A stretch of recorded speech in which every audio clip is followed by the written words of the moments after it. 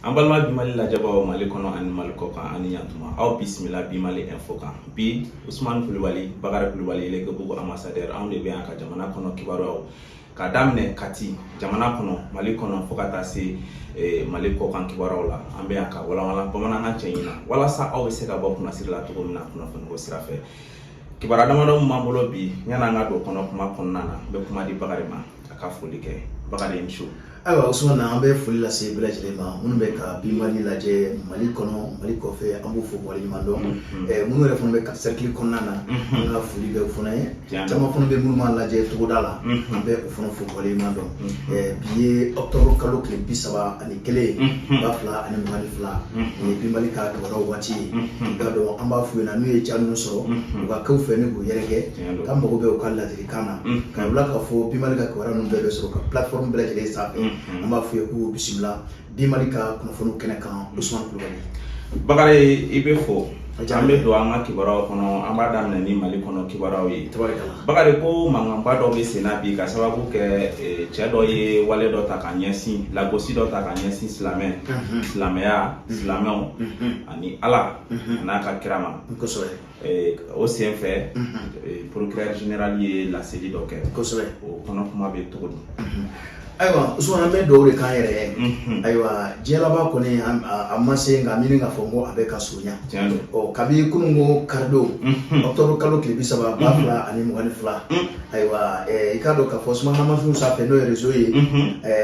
ja dɔ tun bɛ ka kolonkolon ja in ye cɛ dɔ ye a bɛ ka wale kɛ wale min ni bɛɛ lajɛlen dabaliya bannen don a la i k'a dɔn ka nɛni ta ka ɲɛsin daba ma n'o ye Ala ye i k'a dɔn ayiwa min bɛ tali kɛ Ala kira la bɛɛ sur lui ko fana dɔgɔya i k'a dɔn hali alikaba a ka dɔgɔma tara ka ɲɛsin nin bɛɛ lajɛlen ma o ma a banɛ i k'a dɔn min bɛ tali kɛ kuranɛ barikamaba in na k'o da dugu ma ka yɛlɛ kan k'o tereke ko ni kuranɛ bɛ se ko la ayiwa ko a ka ko dɔ kɛ i ka dɔn a kɛlen bɛ ni ka maaw dusu kasi kosɛbɛ an ka jamana kɔnɔ yan nɔ o la i ka dɔn k'a fɔ dusukasiw kɔni bɛ maaw la a ko la kab'o kɔni kɛra an ka jamana marabagaw an ka kiribulon maaw ma sigi a ko kɔrɔ o la procureur général a ye kibaruya bɔ ka bi a ko a b'a da ayiwa bɛɛ lajɛlen tulo kan i k'a dɔn k'a fɔ ayiwa nin wale min filɛ nin i k'a dɔn ko ayiwa nin tɛ se ka to nin cogo la ko sɛgɛsɛgɛli dɔ bɛ na dayɛlɛ n'o ye sɛgɛsɛgɛli dɔ ye kiribulon maaw fɛ o la ko a bɛ wele bila ayiwa sigidaden bɛɛ lajɛlen ma maliden bɛɛ lajɛlen ma k'u ka kiribulon maaw dɛmɛ i k'a dɔn k'a fɔ ayiwa sɛgɛsɛgɛli in na ka d'a kan walasa maa min ye nin wale in kɛ a bɛ se ka bugunnatigɛ cogo min na a sigimɛ yɔrɔ jumɛn k'o dɔn ayiwa i k'a dɔn kiribulon ka sɔrɔ ka tɛgɛ da a kan o la ka kɛ ni nin waleya in ye a ye a jira k'a fɔ n'i ye an ka sariyaw yɛrɛ ta k'a lajɛ ayiwa sariya sun yɛrɛ n'o ye i k'a dɔn k'a fɔ code pénal ye ayiwa ale jɔsen 55 ka taa se loi numéro 2019 056 min taara décembre kalo tile 5 2019 i k'a dɔn o min bɛ ayiwa dankari nin wale in na i k'a dɔn k'a fɔ k'u tɛna sigi u bolo ma o la ko ka kɛ nin waleya ye ko a ka faamuyali ko ɲuman o bɛ ka da bɛɛ lajɛlen tulo kan ayiwa maaw funtɛni don cogo min na ko bɛɛ k'i bolo da i dusu la ni Ala sɔnna kiribulon kɔni ma olu b'u ka baara kɛ procureur général ale ye nin sɛbɛn kɔni kɛ octobre kalo in tile 31 2022 ayiwa Laji Sara ale ayiwa bolonɔ bɛ a sɛbɛn la ayiwa Usman ka kɛ ni nin ye ayiwa silamɛw yɛrɛ ka jɛkuluba min b'an ka jamana kɔnɔ n'o ye haut conseil islamique ye olu kɛlen bɛ ka wele bila ayiwa a silamɛ bɛɛ lajɛlen ma Mali kɔnɔna na ayiwa ko juma nata bɛɛ lajɛlen ka bɔ i n'a fɔ kɔnɔkulu an ka ɲɔgɔn sɔrɔ boulevard de l'Indépendance la selifana tile waati walasa nin wale min talen filɛ nin ka ɲɛsin alisilamɛ diinɛ ma i k'a dɔn hakilinaw ka taa falen a ko kan an bɛ dugawu kɛ sa ayiwa an bɛ ka siran min ye Ala k'an kisi a ma Usman nin ye kibaruya ye min ni an bɛ ka dugawu k'an yɛrɛ ye ayiwa an k'an bolo da an dusu la ka ayiwa jamana mara ɲɛmaaw fana lajɛ ayiwa ko in bɛna kɛ cogo min na an bɛ dugawu kɛ Ala k'a ko ɲa ka d'a ma kunnafoni filɛ nin ye Usman nin ka dɔn nin b'an ka jamana kɔnɔ yan Bakari i b'a dɔn nin ko in nin ye ne yɛrɛ dabali ban kosɛbɛ dabali ban ko don ko dɔ de kan ka bɔ nin ko in na kosɛbɛ sinon a ɲɔgɔnna wɛrɛ bɛ kɛ ni y'a sɔrɔ tiɲɛ don ka d'a kan ni fɛn dɔw kɛra Mali kɔnɔ bi ni fu ma siri a dan na dɔ bɛ a tigi latigi tiɲɛ don an b'a dɔn nin ko in an ka awa mara ɲɛmaaw tɛna sigi nin ko kɔrɔ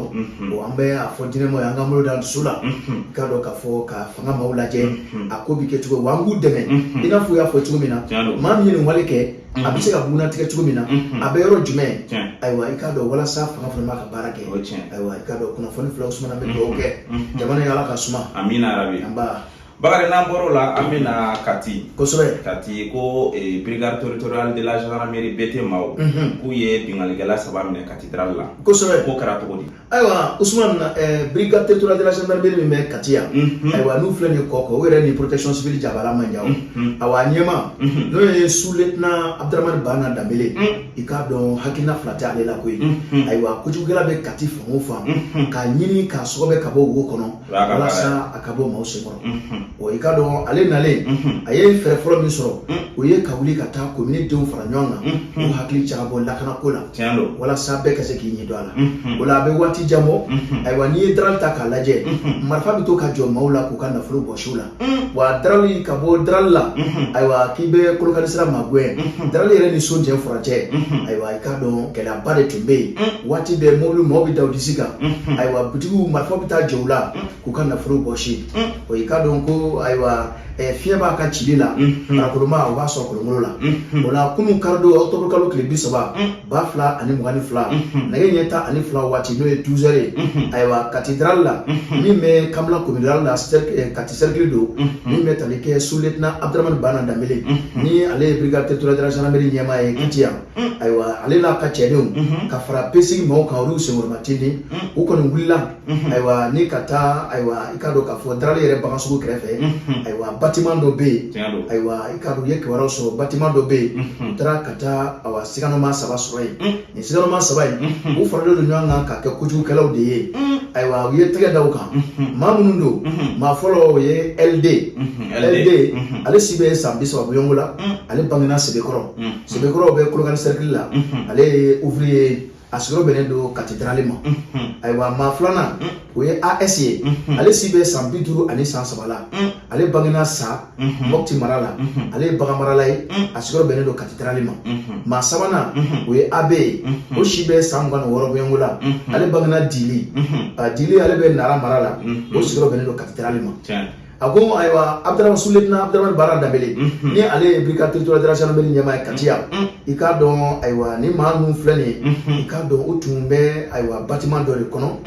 sigakɛrɛw yɛrɛ kɛcogow la ka sabu kɛ sigidadenw yɛrɛ ka cɛsiri ayiwa ka se ka ayiwa ni an ka finitigiw ka baaraw kɛ ayiwa ni mission kɔni wulila kununko ka taa u bɛ bâtiment min kɔnɔ ka se ka taa yen i k'a dɔn u bɛ so min kɔnɔ u ye olu kɔni larawe kosɛbɛ o laraweli senfɛ u nana bɔ ayiwa fɛn dɔw kan so ninnu kɔnɔ ayiwa i k'a dɔn k'a fɔ kɛlɛkɛ marifa min bɛ yen ni a bɛ wele ko PM o kelen sɔrɔla u ka so kɔnɔ ani ayiwa kisɛw bɛ bila fɛn min kɔnɔ n'o ye chargeur ye o 2 o tɛmɛnen kɔfɛ min bɛ tali kɛ cartouche o 70 ni o janya bɛ taa 7,62 mm ayiwa i k'a dɔn a ka jan dɔɔni o 70 sɔrɔla u bolo ye ani moto 3 moto 2 o ye Jakarta ye kelen o ye CG TVS ye ni dɔw b'a fɔ ko Telemani o kelen sɔrɔla u bolo ani téléphone portable 12 awɔ 12 la 4 yɛrɛ o ye maa kofɔlen ninnu yɛrɛ ta ye ka taa se power bankiw ma ani clé suguya bɛɛ lajɛlen tun bɛ u bolo ka taa se convertisseurs ani ayiwa accessoires électroniques camanba ayiwa i k'a dɔn k'a fɔ u sɔrɔla u bolo i k'a dɔn u ka minɛli kɔnɔna na baasi ma foyi ma bɔ a la sous-lieutenant Abdraman Bana Dambele ni ale ye BT ɲɛmaa ye Kati bɛ yen a kow bɛ sɛgɛsɛgɛli la wa maa kofɔlen ninnu i k'a dɔn u bɛ ayiwa BT ka bolo kan waati la walasa ka sɛgɛsɛgɛli tɔw kɛ ayiwa Usumani i k'a dɔn nin ye kibaruya ye min ni an ye nin sama yɛrɛ fɛ Kati yan kɛrɛnkɛrɛnnenya darali la o min bɛ Kamala commune na i k'a dɔn hali ayiwa i k'a dɔn k'a fɔ jumasu tɛmɛnen ka dugu jɛ sibiri la marifa kunka bɔra darali la a ye maa bɛɛ jatigɛ i k'a dɔn kununko ala kɔni ye u garijɛgɛ don gendarme garijɛgɛ don u la o kɔni bɛ BT ka bolo kan an bɛ don min na i ko bi an bɛ sous-lieutenant Abdraman Bana Dambele a n'a ka cɛdenw an b'u fo waleɲuman dɔn u ka wulikajɔw la sanga na ka waati kunnafoni filɛ nin ye Bakari u ni foli ka kan tabarikala Bakari an b'an sɛnsɛn ni kibaruya tɔw ye hali bi an bɛ to jamana kɔnɔ kibaruyaw la kosɛbɛ ko Nigéria président kɔrɔ k'a bɛ bɔɲɛli dɔ la Mali la yan kosɛbɛ ko bɛ cogo di ayiwa Niger jamanatigi kɔrɔ de don Niger ayiwa n'o fɔra o be mami hakili jina mono o ye Mamadou Yusufu de Mamadou Yusufu aywa tamaye ay tamake Mali kono ya octobre kalo kile mugan wolonfla temene aywa ikado aywa anale Mali kono ko atara kata aywa Ibrahim Boubacar Keita ala mahinena la o mi Mali jamana tinkoro ye atara o sele kuna ni kata tashibla ke ni o temene ko fe atara ere ka demaya la Ibrahim Boubacar Keita ala mahinena la ni ale ere fatura janvier kalo kile tan woro temene ikado aye akado donge doye aywa Niger ere jamana tinkoro ye Mamadou Yusufu ay do ke ala mahinena Ibrahim Boubacar Keita ale furumuso doye manam Keita amina tambaiga ay do e o ko ne kata aywa Ibrahim Boubacar Keita ale sele kuna kata ikado aka do ke neno o temene ko fe aywa mi me talige ma ko fole na doye aywa Niger ere jamana tinkoro ye aye ajira ka fo chere la ko ru ko ma se ka se aywa Ibrahim Boubacar Keita ale ka sudo kene ko ma o lasoro ka sabu ke ka do gelami be Mali ale ni seda ma ucha wati la ko yoru bali u ka se aywa Ibrahim Boubacar Keita ka sudo kene kan ada ka gelat me seda ni Mali che fa fonga ere ale to batolila kuna foni fle ele bona moya kuma fo bi u ka bolila Ousmane Coulibaly Bakari kuna foni to ganya na ambe do ga albi ala ka fine presa prola amin ala ka da Ousmane amin Bakari ambe to meni kibara jamana kono kibara alsa bo bisi basa anga bolontan go kunga o sente mawbe na sikika kan abanata ko sobe ko na gato aywa Ousmane ni dolati ko fo be janya ko ko nindo na ina ka fo aywa Mali dolati ko gela be akono bi aywa nu fema futi ko gela ba be akonna na o ayra ka fo anga conseil national de transition do CNT ko bina hakili jabo ka karaba na takui ka sabu ke ko aywa ko foli kera ko la ko sobe kaira ka fo fema futi ere ka to boto chugo mai wala ka keni ko foli mingera do fema futi ere ko ato boto chugo mai awa ikado comité exécutif de la fédération malienne de football conseil national de transition do CNT ru fona benganta kaira ka fo a sebe do a dossier ko atna bla krefe kada ka ko ma chamambe mun be ka wulika joke akola tribunal la awa no tribunal arbitral du sport aywa ko awa plenty chamambe akono fe wala ikado ko bina hakili jabo ke agelainga aywa ikado o blalendo araban natala aywa conseil national de transition CNT uruka blo makonna kuna foni fle aywa mi metalike sori Ibrahim Coulibaly ale de akma fo independant ka bi bole kono Ousmane Bakari sori ga fo tabarikala albi ama senseni jamana kono kibara wi o la holde ma la fasaton anyema korom no secrétaire général ya ul zarawana ka tayana aywa ame do kai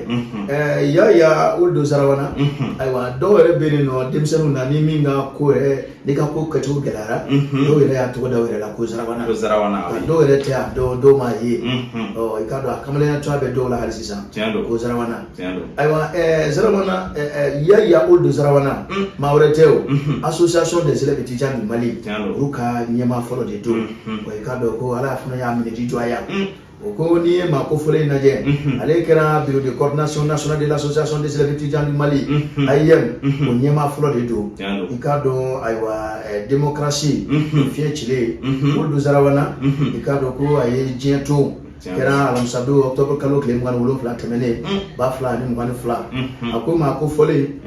ikado sebe mimbe no ne DI ko tume abulu Dia te dore yo o diplôme d'études approfondies aywa ko o tume abulu en droit ikado ni ma ko fole ni ayam re nyema krodo aywa ko samba kle kema kono do bigono do aninani na ale tumbe aywa avocat du obaro français par yere konna nai ko yani ma ko fole aywa ikado ka fo akawuriga jot de dore o ye kalando yere biseka barake uka hake kono chomina o tunya aleka wa yini tawdi o zarawana ko angala kana tigla maw ko ni tege da kan o kira Alpha Omar Kunare kado aleka watila secrétaire général mi blene no e zarawana ayi mutu ala ani ajenyo kado utume ka bulika jode ke wala sa kalande nga hake o seka matrafa chomina nga kuya mna juri bon ko kira ko sele hakilla tigina Alpha Omar Kunare kado awati asro ka aywa ministre folo o tunye ala hinena Ibrahim Boubacar Keita ni ye kunnafoni ye ene fana mo ya kuma fɔ bi u ka bɔli kɔnɔ Usman an bɛ dugawu kɛ ayiwa Yahiya Uldu Zarawana an bɛ dugawu kɛ Ala ka dayɔrɔ suma amina rabi kunnafoni filɛ nin ye Ala ka dugawu minɛ amin Bakari an ma sɛnsɛn ni kibaruya ye mais sisan an bɛ bɔ jamana kɔnɔ kosɛbɛ an bɛ taa Burkinakaw fɛ yen ko bingali wale dɔ kɛra bingali wale min kɔnɔna na maa 15 ni tora la surasilakaw ka finitigi maa 13 b'a la kosɛbɛ Bakari o ko kɛra cogo di ayiwa n y'o f'u ye don tɛmɛnenw la n ko Burkina kabi an bɛ 6e année la a bɛ fɔ ko Burkina Faso ko c'est un pays limitrophe du Mali ani Mali bɛ dancɛ bɔ a ko ayiwa bingali dɔ kɛra yen a kɛra Burkina Faso kɛɲɛ a b'a fɛ kɛra sababu ye maa 15 olu bunan'u ni la o maa 15 la sɔrɔdasi 13 b'a la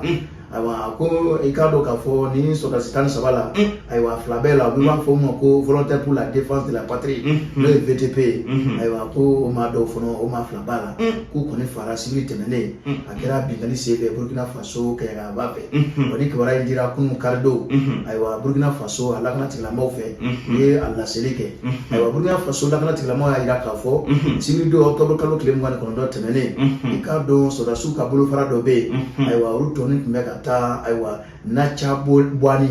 ayiwa i k'a dɔn k'a fɔ u ni jɛkulu dɔ n'o ye VDP ye u segin dɔ ka bɔ ayiwa dumuni di la fada ayiwa ko ja kɔni dar'o ɲɛ